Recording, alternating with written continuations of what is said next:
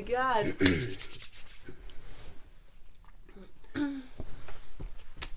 Hello and welcome to this special live stream. My name is Mike Still, aka Arabic Mike. Welcome to my channel. I'm here today with Rose Reynolds. Rose Reynolds. Rose is a very qualified actress, right? Actor or actress? What do you prefer? Either or. It doesn't okay. matter. It doesn't matter. And I know a lot of you guys, you're here to learn English, you're here to learn Arabic, but actually more and more of my audience now wants to learn English. A lot of you guys live in the Middle East, in Indonesia, in Malaysia, and I thought it'd be nice to ask Rose to give you guys some tips on the British accent and the kind of a bit about your training that you've done kind of through acting school. And this through is also drama. really good because my mum tells me I speak too fast a lot of the time. Really? So this will help me slow down as well and articulate. So yeah. Good, yeah. It's actually a problem I have as well. I think a lot of people fall into that trap. I think it's a culture thing as well. Yeah. We've like in society and in kind of everyday life, we always want to get from A to B really, really quickly. So that reflects in the way we speak, I think. So we're always getting somewhere. We're kind of always on the lookout for something and we need it now. Whereas actually, if we just take our time a little bit, we can kind of settle into, especially when it comes to language. Yeah. And how do you slow down? It's a breathing thing, so I do lots of breathing exercises actually. So for my work, so you have to get your breath down to the lowest part of your body in the kind of it's not where your groin is, but it's just above your groin area. So you just kind of sometimes if you just think about sending it down, it does that anyway.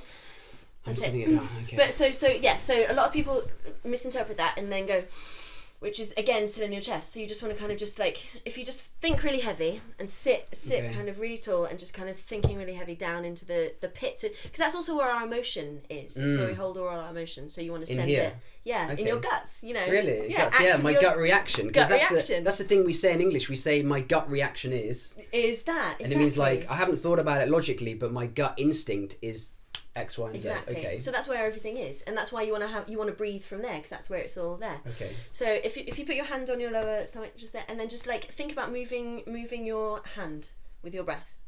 That's hard because I breathe from my lungs. Exactly. Yeah. Well, most people do, don't they? My breath is up here. Yeah. But you're saying we go down. We go down there. And when we get nervous as well, we start breathing up here, and our shoulders come up here as well. Well, I'm nervous right now. So you could probably benefit from your breathing a bit further in. Yeah. There you go.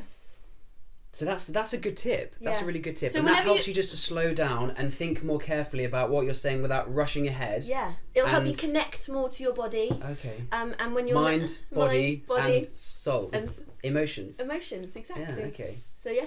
Amazing. Okay. And it helps with nerves. So when you feel like you're tense, just think about breathing.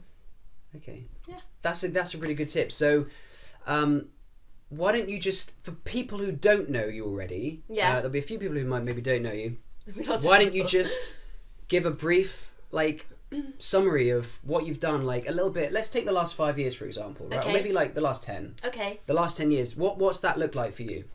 So as I say, I'm from Devon. So I moved to London when I was 18 and I went to drama school there.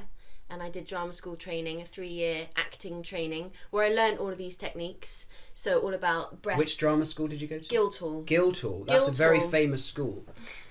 He's my biggest fan. He's my manager. Mike's my manager. I saw a show called The Women. Yes. Yeah, The Women. Yeah. Mike came to one of my 3rd year shows, and so in the 3rd year at drama school, you do 6 shows where you get to showcase everything you've learned. 6 in 1 year. Yeah. Yeah. That's 2 a month. Yeah. No, it's not. It's 1 every 2 months, but all year. So that's pretty intense, right? Rehearsing, learning, performing, Yeah. And then when you start performing one of your shows in the evening, during the day you're rehearsing the next one. Which is what in England we call that rep theatre a lot of the time. So let me get this right. You're spending the daytime in rehearsals for your next show. Yeah. And then after a day of rehearsals for show X, you're performing show Y. Yeah. Exactly. Wow, that's full on. So and sometimes you're understudying people as well. So you're understudying maybe 2 or 3 other characters. So you're learning other parts. Yeah. I worked for a company called the Royal Shakespeare Company. It was my first job out of drama school.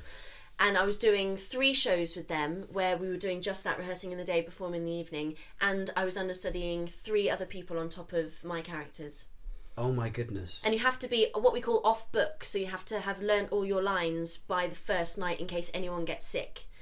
So by the first night you have to have about 6 characters under your belt. Where do you put all the lines? In your head. Where? There's not room for that many. No, I guess it's just you have to just keep practicing over it, and you go to separate rehearsals for that as well for that character.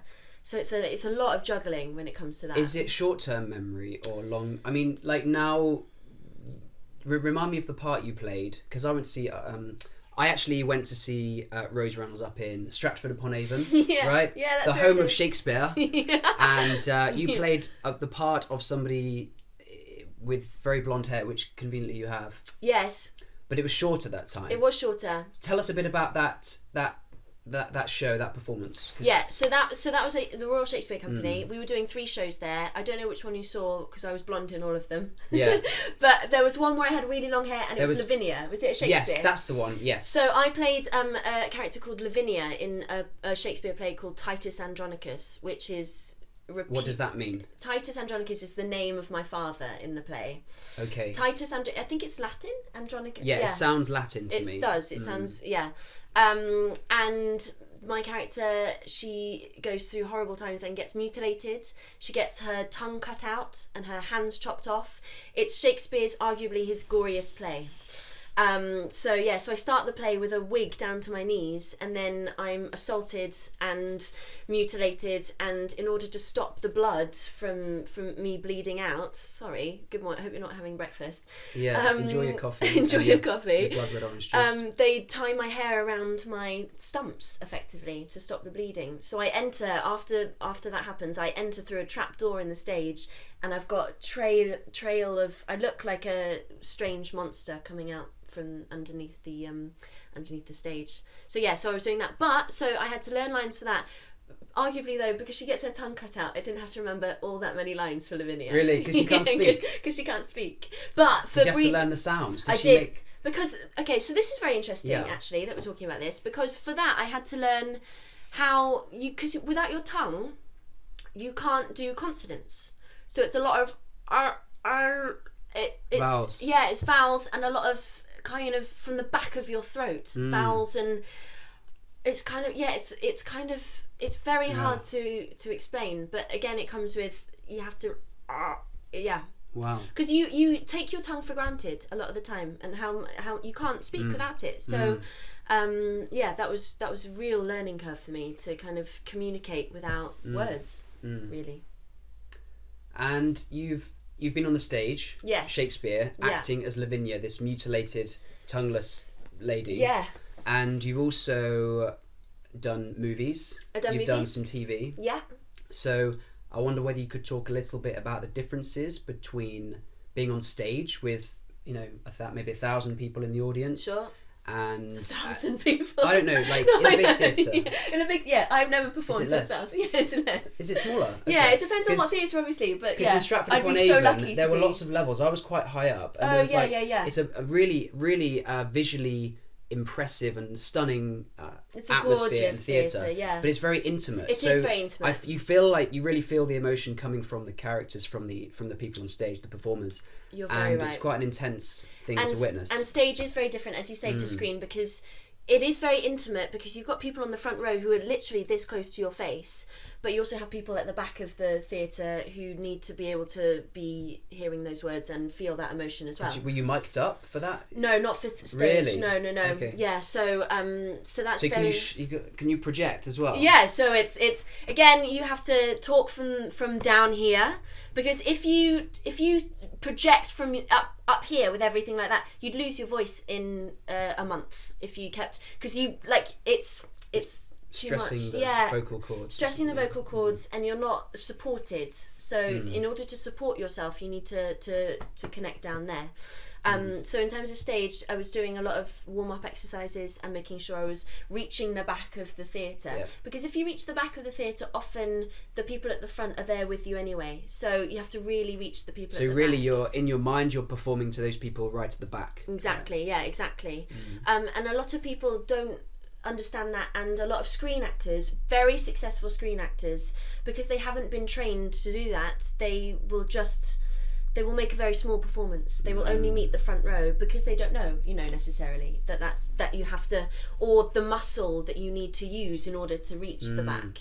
Would you say that starting your career with this period on the stage doing Shakespeare, was that a good way to start your career, to equip you with the skills, the techniques? Well, Shakespeare's poetry anyway, so to work with that material was really beautiful. But also, so I'm classically trained. I was trained at Guildhall for 3 years in this Shakespeare language and how to use the physical body in order to communicate such rich language.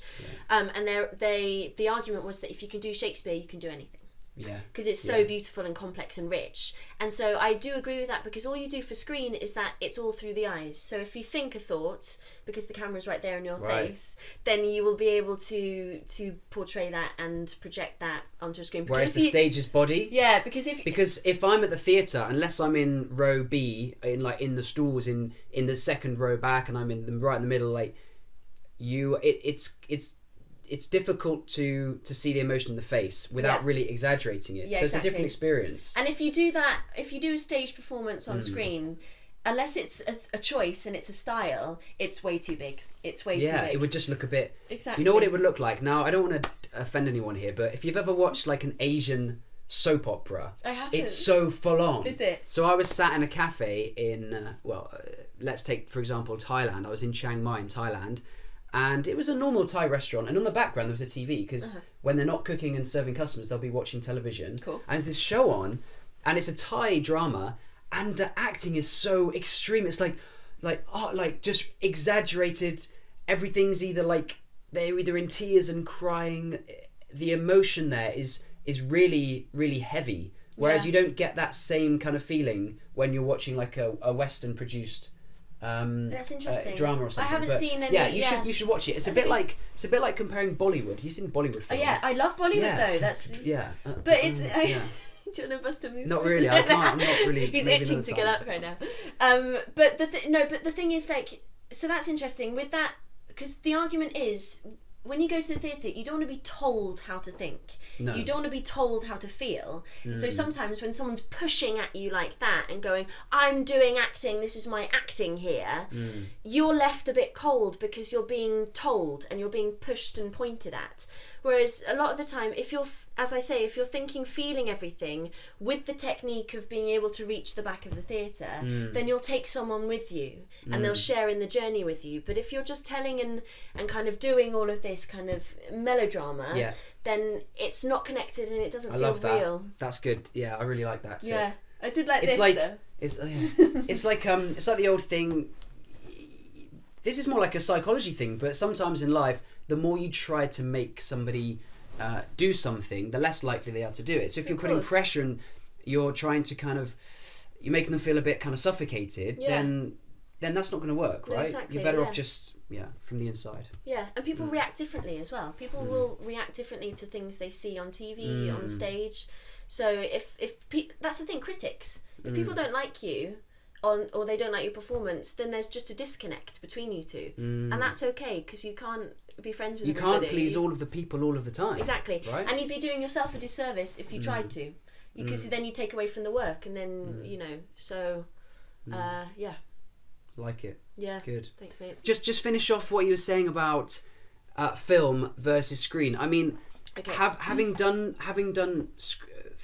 theatre, being on the stage. Yeah. I'm just curious as to what your thoughts are on whether or not a preference between the two. Not necessarily a preference, because they're very different, right? But in an actor's life career, is it typical for one to do a bit of both, kind of alternately, or is it that once you go down the route of Netflix, like you, for example, and TV shows, HBO, wasn't it, right? HBO? ABC. Yeah. Then do you tend to stick to that, or do you think you would like to do theatre again? I'd love to do so because my training was in theatre and it was the first job I ever got. It's there's something about it that's very personal to me, and it's something that, because it started everything for me and all of that. So theatre is where my heart is, really. Okay. And what I love about theatre is that you get to follow a character journey and a story from start to finish, and you've got only one time to get it right, you know? It's a bit like now, right? We're live streaming It's live. And this is live theatre right now. Rose was coming over here. She's going to come on the channel. I said, let's live stream it because you got that feel of the audience. You only get one chance to make it right. Which is terribly exciting. Which is exciting, and it flows and...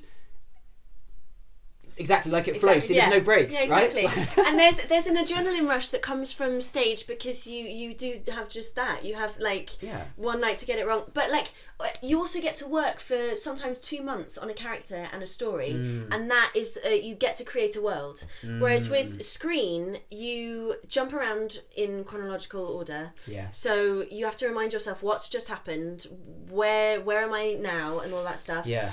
Sometimes you have rewrites the night before. So a rewrite is, so you get your script, your pages, and then you get a scene that you're to shoot the next day, and say your call for your pickup, your car pickup is at 7 a.m. At 10 p.m. the night before, you could get a email from the script coordinator saying, here are the blue pages, or here are the pink pages, and they're all colour coordinated with, degrees of, say you start with a white page and then you go down yellow, and it's different every colour, but it's with different words to say. So you'll have learnt something and be like, oh yeah, great. They go through a spanner in the works, do they? Maybe sometimes 10 p.m. the night before, or sometimes I'd be in bed by then. Exactly, especially if you have to get up at 7 or the morning of. Or if you haven't checked your emails and you wake up at 6 a.m. ready for your So you're a bit kind of on edge, aren't you? You're a bit kind of uncertain. You've got to be agile, adaptable, reacting, right? But also remember with screen you have as many takes as you need. Oh, okay. So you don't have to get it right. That it's great because time is money. You hear that expression. Yeah. Time is money. We're losing light. We've got all this stuff. So they want you to get it right first take. But if they're going to give you pages, new things to say at an hour before, then they're going to have to know that you're going to take a few tries. If I know you, you're a very jokey, laughable, fun kind of. Not particularly serious person, right? And that's a compliment, by the way. Thank you. Please take that as a compliment. I take my work seriously, but I don't take myself too seriously. Yeah. My question is when you're on set, do I laugh how do you... Well, because you mentioned about, you can take as many takes as you like. And I like to watch outtakes of shows. Yeah. I think they're hilarious. Yeah. Are you someone who, just nails it first time? Well, it depends. It depends on who you're acting with as well. Sure. Because you develop friendships on set with people because you spend all your days together. Sometimes at 14-hour days you're with them. It's a long time. It's a long time, and I am so easy to crack up. I'm so easy to laugh. Because you're such a jokey, happy person. I am jokey, happy person, and also I find things very funny. It doesn't take much to make me laugh, really. Yeah. I'm a laugh whore. Can I say that live? Yeah, that's fine. Yeah, laugh whore. Yeah, I'm a laugh whore. So it doesn't take much to really make me laugh. And sometimes when you do have your friends, they know that about you. Yeah. And the really cheeky ones will just go, I know how to make her laugh. Go on, tell us a story. Go on. Who? No, so on this last show I did on Once Upon a Time, I was working with an actor called Colin O'Donoghue. Okay. And he played my father. It's funny because no one ages really in Once Upon a Time. So Colin's about my age, slightly older than I am, but he played my dad. Right. And he's very professional. He always gets it done. But he also, again, knows how to have a good time and make you laugh. So there'll be, and especially because you have to do, rather like this, we've got 2 camera setups here. You have to do your takes, your camera settings from different angles. So you do one scene sometimes 10 times from different angles. Right. So there'll be one scene, one take where the camera's on my shoulder, over my shoulder, say on Colin or whoever I'm acting with. They'll get his reactions and then they go, great, nailed that, we're now going to turn around. And so that means they're physically going to turn the camera around and they're going to place it on Colin's shoulder and get my reactions. So he's in the clear. So he's in the freaking clear. And so whenever you're acting with someone and they're jokesters, whenever they know that the camera's turned around and they're off camera but they need you for lines, they'll go, great. Green light. I can do whatever I want. And sometimes, I also was working with an actress called Gwyneth Keyworth, who is one of my very good friends, and she's amazing. But because she can lose focus sometimes, especially when the camera's not on her. So we were doing one scene once and the camera turned around on me and I just said, you can say your lines just from, she was sat down, so you can just say your lines from over there and I'll just use this eye line over here. And when she sat down, she forgot that she was meant to say her lines because she was just having a cup of tea and she was, she was in the clear. So I would be doing my scene and I'd just be going... And you're into it, and fully ready. And the camera's here. Sometimes you have to do a super close-up, so it's literally just sometimes just here. In your face, yeah. Right in my face. And she'd forgotten, and so she was having a biscuit and a cup of tea over there. And we had to go, sorry, Gwyneth, can we finish the scene? So that's one tricksy thing. So it's hard with an emotional scene sometimes because you have to cry. And you have to do that from different angles. So you have to cry on cue about 20 times sometimes, and that can be very tiring and very difficult. Where did you learn that?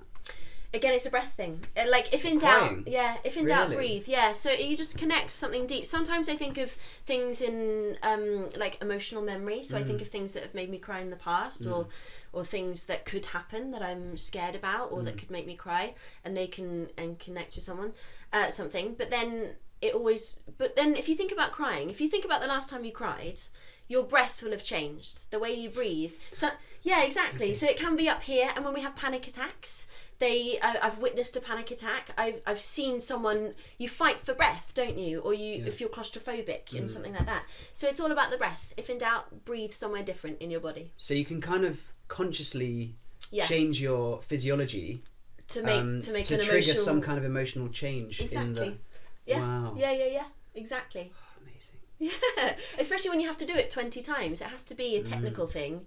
Because you can't think, for example, not that I'm saying I do this, but you can't think of someone dying 20 times. No. Because there's a debate though, because a lot of American actors are method actors, and they will be in character the whole time, stay in character. Daniel Day-Lewis is one of these. He's famous for it. Okay. He was on a show. Did a film called My Left Foot, where he didn't have the use of his foot, and so he would insist on being carried from his trailer to set every day. That's and good. I think, me personally, I think that's a step too far.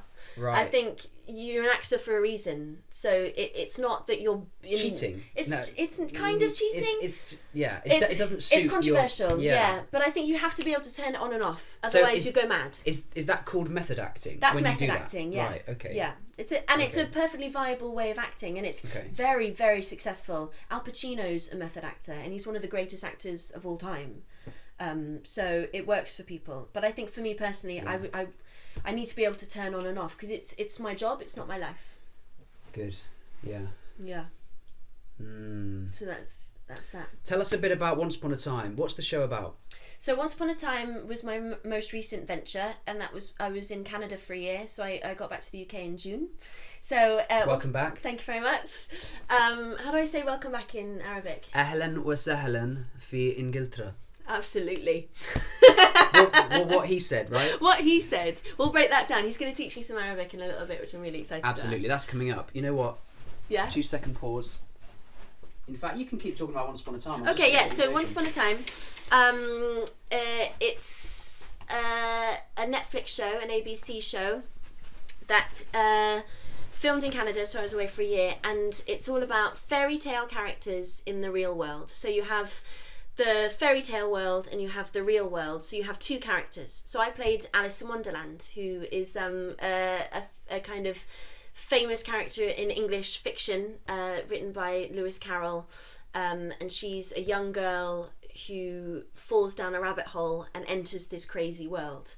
And so I played Alice in Wonderland, who's a bit quirky and a bit mad and very eccentric. So that was my kind of fairy tale Alice. And in the real world, she was called Tilly, and she was a street urchin, and she was kind of she sold pocket watches. She would sell to stay alive, and she'd know the ins and outs of the streets. So you kind of want her on your side, but she's a streetwise character, streetwise kind of kid. Yeah.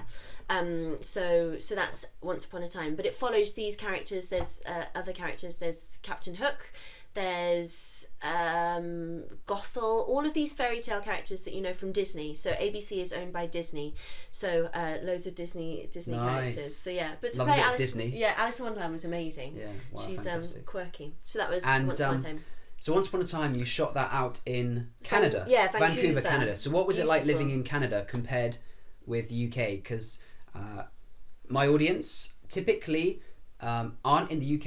Okay. I've got a lot of British followers, but a lot of them have never been to the UK and may never come to the UK. So what's it like living in the UK firstly, and what's that like compared with Canada? How is it different living in the UK and Canada, and how was your experience in Canada? If that's enough questions, I can give you more questions in one go if you like. I think it's really good questions.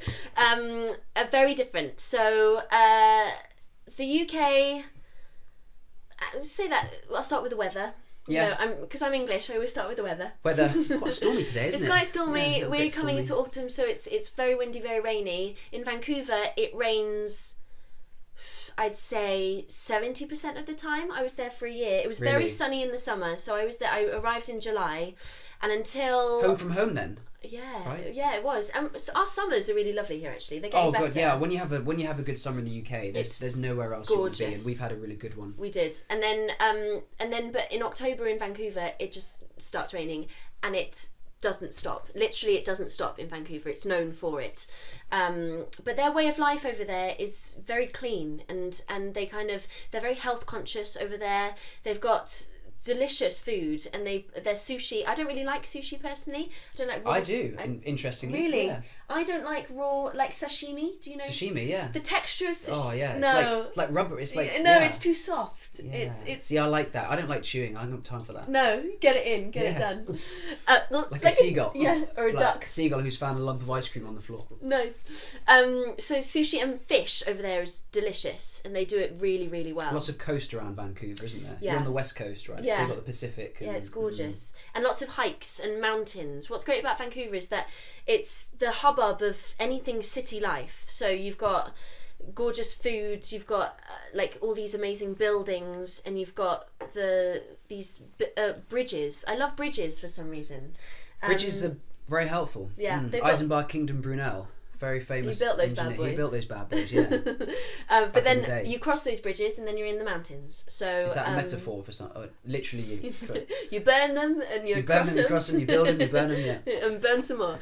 And so I loved it. So I love being brought up in the UK, and where I live, it's very countryside. So I love walks and I love hiking. I never used to call it hiking until I moved to Canada. Right. What do we call it over here? We call it walking. No, we're going for a walk. Rambling. We call it rambling. Because we don't have mountains in England. We just have big hills. Really big hills. You've got Scafell Pike, which is the highest mountain in England. I don't know what I'm talking about. Where and is then that? You've got Lake District, I believe. Yeah, Scafell Pike. It's only about 600 metres tall. So by Canadian standards, that isn't even a hill. Wouldn't even classify as a hill. But no, we like to take walks, but we call it rambling. You see people walking with their sticks. You see people get really into it with sticks, yeah. And I love that. So I used to do that. So would you go out shooting for a day and then go for a nice hike? There wouldn't be time. As I say, 14-hour days. But you work. You don't work. We didn't work the weekends. We worked the odd Saturday, but we had Saturday and Sunday off. Every week. Okay. Yeah. That's so that nice. was that was okay. But But you're kind of we have Fraturdays, which are Saturday. Yeah. So we have night shoots, which mean that you start around 5 p.m. and you finish at about 7 a.m. Oh wow. So you work through the night sometimes. We call those Saturdays. So on Saturday, you'd kind of be writing it off, you'd be sleeping, and Sunday you'd be learning lines for Monday. But if you're not necessarily in every single episode. Okay. So you'd have, and when you're not in an episode for Once Upon a Time, I had 10 days off. So actually within that time, I went back to London for an episode. So I was in London for about 7 days, which was great. Cool. Because that's the only thing about being far away from home, there's the time difference. Yeah. Vancouver is what, 8 hours? Yeah, it 9 is. hours? It's 8, yeah. And then to check back in with home, you tend to miss each other. Especially when you're busy. Yeah. Especially when you're busy, so you can't really connect with home. So that's the only thing. When you're out there, I have family. I was lucky. I have family out there, so I stayed with them for the first 2 months. So I was kind of initiated really well into it. But you do miss home, and I was there for 9 months. So it's a long time away from home. Yeah, definitely. But I love Vancouver. Good. Yeah. Canadians speak differently to us. They do. What are the differences? OUAT. OUAT. They go. There's this thing. There's this thing on YouTube that it's like there's a show called Letterkenny, which a friend of mine is doing, and it's because they're easy targets in terms of kind of stereotyping. Canadians, yeah, because you've got the lumberjack, so that's the kind of that's something associated with Canada. Yeah, you've got hockey, ice hockey, which is very. And very violent, right? Very violent. They will throw down sticks and then just start a fight in the middle of a match. I saw one in Vancouver. It was really. Yeah. Did they fight? Yeah. So they just throw down sticks and then they just go at it. Is it the roids? Are they in the? Explain what roids are. Roid rage. They got roid rage. Roid rage, steroid rage. Yeah. Maybe are they? I don't know if they're on roids, but it's a very. It's the padding, I suppose, that makes them. Yeah. I don't know if they're on roids. You'd have to ask them. I don't know what the rules are. I don't know. No, I don't know. But they're very friendly in terms of like, because the English, we're meant to be quite as a unit, people. as a people, we're meant to be quite self-deprecating. Yes. Very apologetic. We love to queue.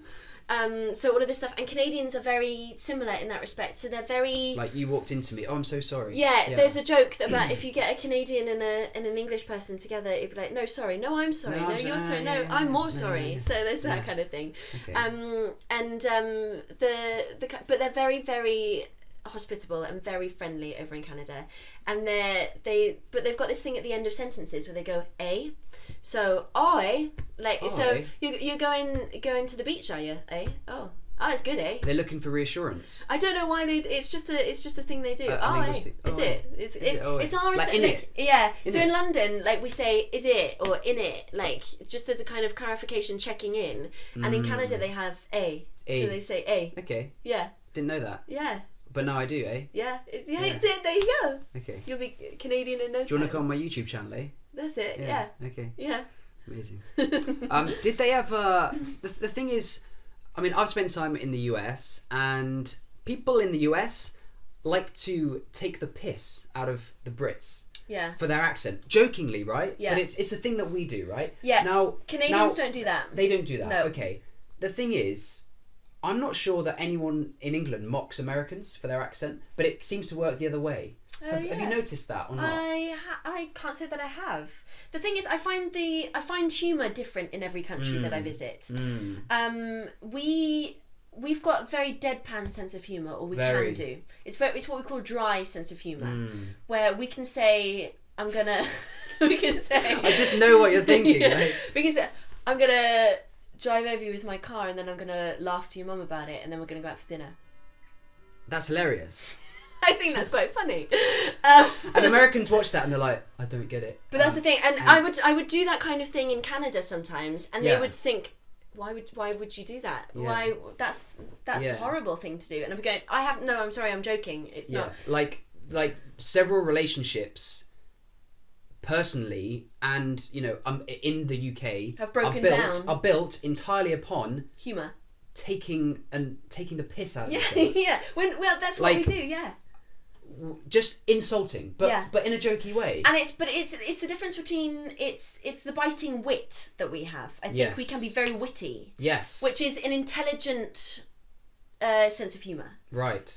But having said that, we can be very sarcastic, which is apparently the dumbest. Supposedly, the but I love a bit of sarcasm. Sarcasm has its place, know. So but I understand what you say. Like, I think we're quite easy to take the mick out of. Mick is another. Take the Michael. Take the Michael. Are you good at accents? I can do some. No, because you're. I mean, like, out of everyone in the world, I think you probably are up there, top 10 for RP accents. You speak like. Oh, I am. Like, I'm you're an up there RP with kind speaker. of like Kate Winslet and Keira Knightley. No, you when you speak, and especially when you act. Yeah.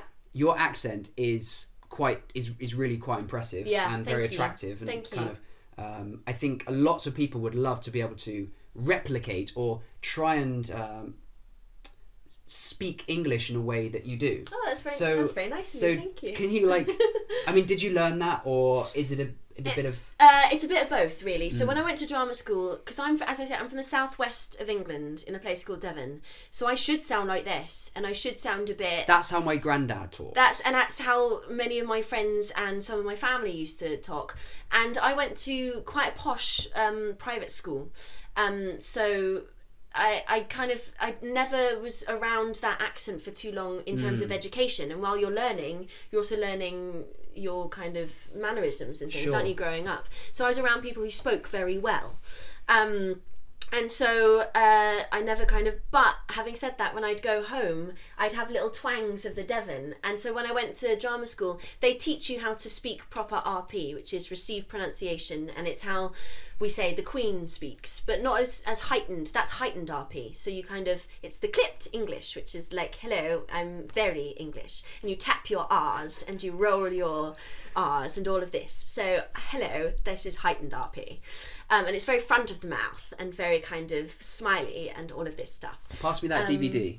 Oh yeah, so she just won an Emmy. Congratulations, Claire Foy. I think she sounds a bit like her. So this is the clipped English. Whilst we're on that topic, by the way, your name is Rose Reynolds. Yes. Are you any relation to Her Majesty? The Queen? Yeah, she's called Elizabeth Reynolds, isn't she? Is she? Or there's something... Isn't that a royal name? I mean, I might be really embarrassing myself. I'm no relation showing to my ignorance royalty. here, but... I'm no relation to royalty. Okay, I just wanted to just... Or Ryan Reynolds. I got asked a lot. Ryan Reynolds. He's your brother, isn't he? No, he's not my brother. I wish he was my brother. So I speak RP now, but when I went to drama school, I had twangs of the Devon. So, this, for example, what would you call this? A book. So you say it like I say it, really, which is Devon. So so the RP way of saying this word is book. Book, which is more forward in the mouth, and it's more like the way we were taught it is like it's like a hen or like a chicken. Book. Whereas in the Devon way, because it's a culture thing, we're relaxed and kind of like laid back picking apples in the... But yeah, just everything's really chill down here. Everything's a bit lax and lazy. We say book, so it's almost like BERK. Book. So if you pass me this, I would go, oh, thanks for my book, which is almost book. So it should be thanks for my book. Yeah, when you put me on the spot, I kind of panic. Book, and I said it properly, but no, you said it. But you said book. You say it like Devon way. Yeah. Yeah. Okay. Which is interesting. Yeah. So how do you say but? Like BUT? But. You would say but. But I say but. I wouldn't pronounce. How do you say put? Put. Oh, put. So you say but you say put. Isn't that interesting? Yeah. Put. Yeah. I just wanted to drop that in there. That is interesting. So I do speak RP, but I have sometimes, especially when I've been home for ages, it comes out with twangs with Devon. But I speak RP. Can you talk with an American accent? Is that part of your training? Yeah, I can a little bit. Yeah, so I have American representation, so I have to talk a bit in American, but it comes in waves, and I have to kind of talk in American for quite a while for it to be authentic. Sure. Really. Yeah. Okay. But it's the different R sounds. R. It's rhotic R.